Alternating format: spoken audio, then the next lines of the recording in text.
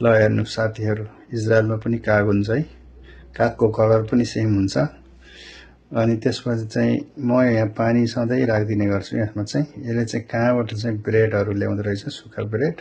अनि त्यो ब्रेड चाहिँ तपाईको अलिकति सारो भएको कारणले चाहिँ यसले चाहिँ ल्याएर पानीमा डुबाउँदो रहेछ।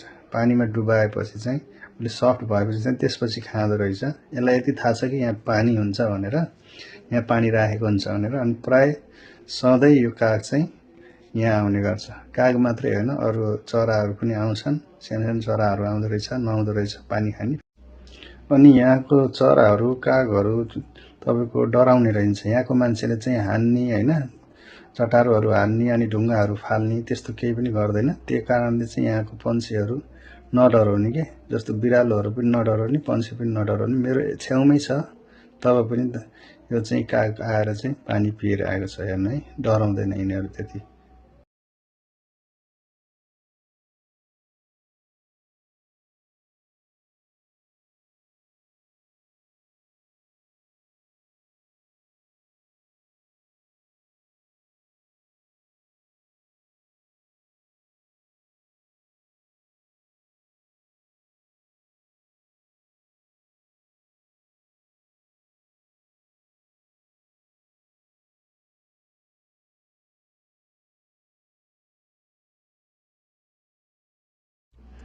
ल हेर्नु साथीहरु, इजरायलमा पनि काग हुन्छ है।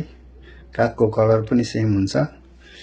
अनि त्यसपछि चाहिँ म यहाँ पानी सधैँ राख्दिने गर्छु यसमा चाहिँ। यसले चाहिँ कहाँबाट चाहिँ ब्रेडहरु ल्याउँदो रहेछ, सुक्खा ब्रेड।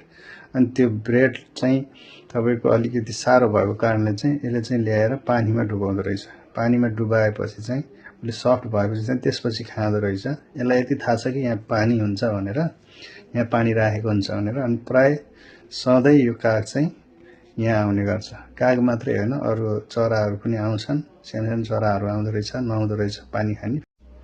अनि यहाँको चराहरु, कागहरु तपाईको डराउने रहन्छ। यहाँको मान्छेले चाहिँ हान्नी हैन, चटारोहरु हान्नी अनि ढुङ्गाहरु फाल्नी त्यस्तो केही पनि गर्दैन। त्यो कारणले चाहिँ यहाँको पन्छीहरु नडराउने के, जस्तो बिरालोहरु पनि नडराउने, पन्छी पनि नडराउने। मेरो छेउमै छ, तब पनि यो चाहिँ काग आएर चाहिँ पानी पिएर आएको छ हेर्नु है। डराउँदैन यिनीहरु त्यति।